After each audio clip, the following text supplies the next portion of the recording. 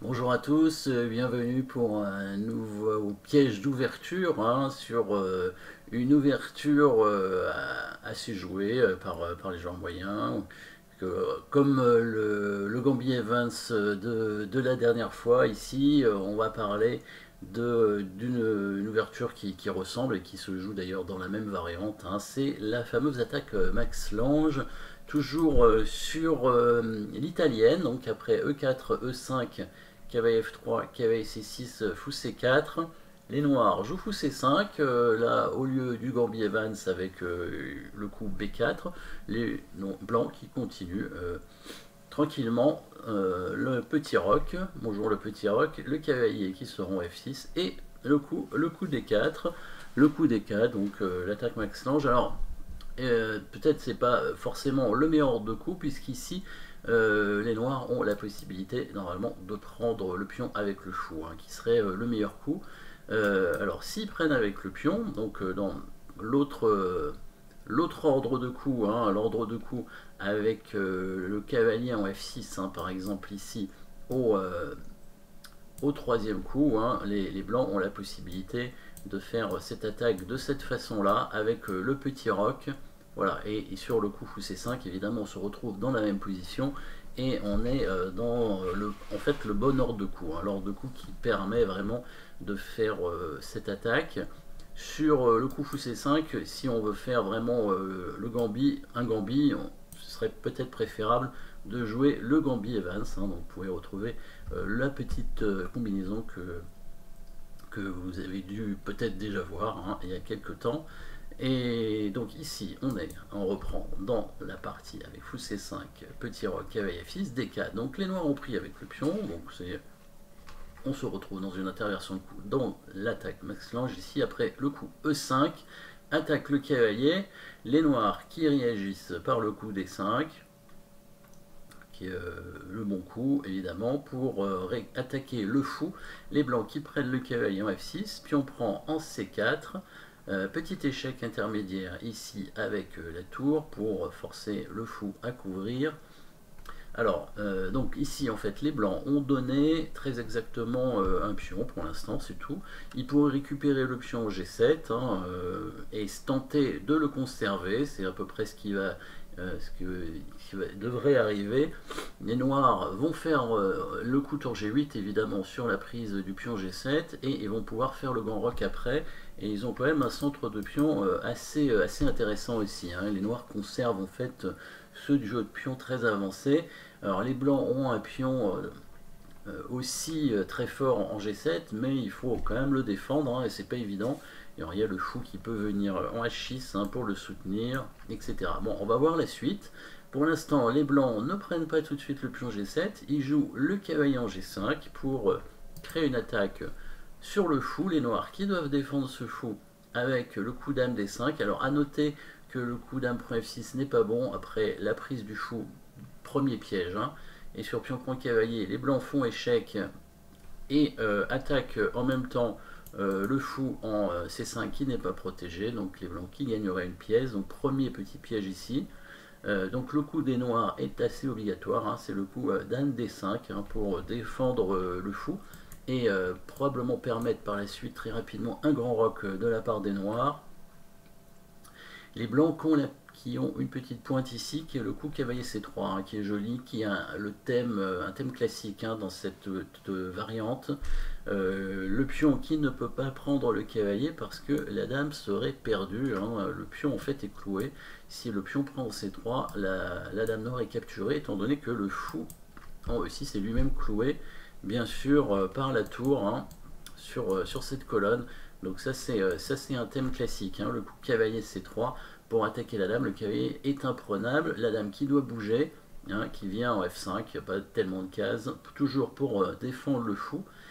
Et les blancs qui continuent leur attaque en mettant le cavalier C en E4, avec la menace discrète de prendre le fou tout simplement, et puis ensuite de prendre l'autre et d'ouvrir sur le roi, etc.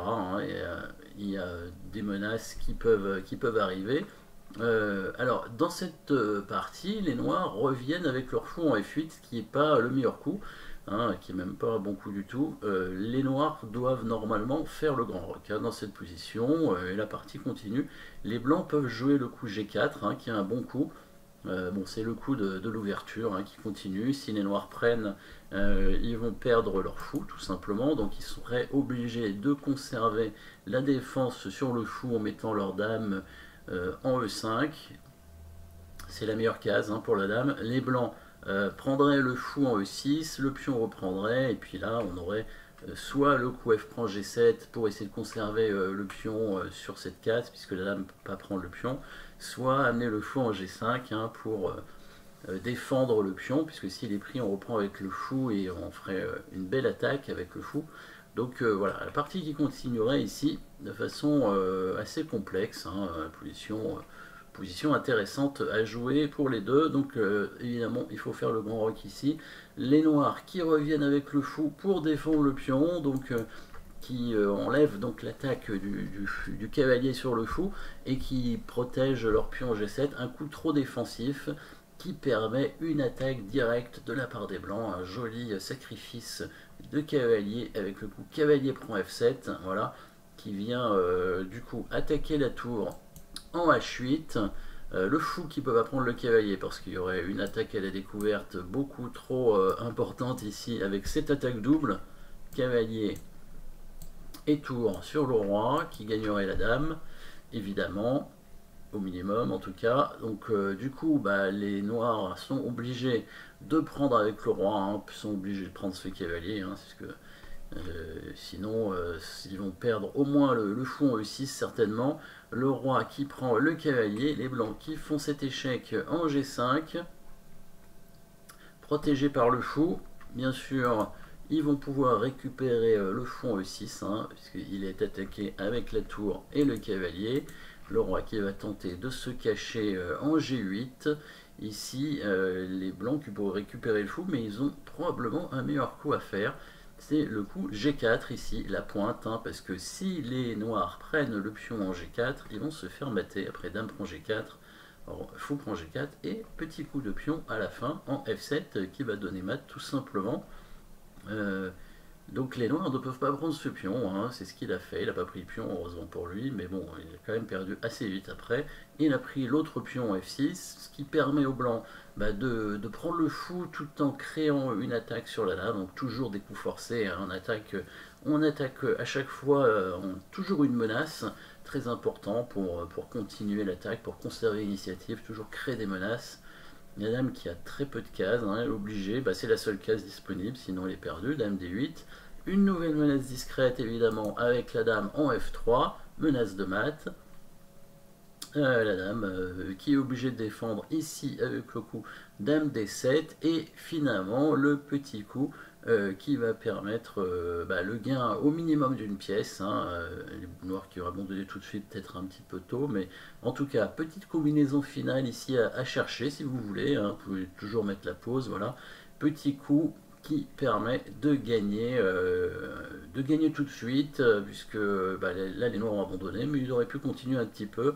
Voilà, petite interception avec le coup de tour en E7, joli coup, hein, puisque la tour serait imprenable par les pièces mineures à cause du mat ici en F7, et aussi, donc on va regarder, voilà, sur fou prend par exemple, dame F7 mat, pareil sur cavalier prend, et si la dame prend en E7, on aurait un autre mat ici.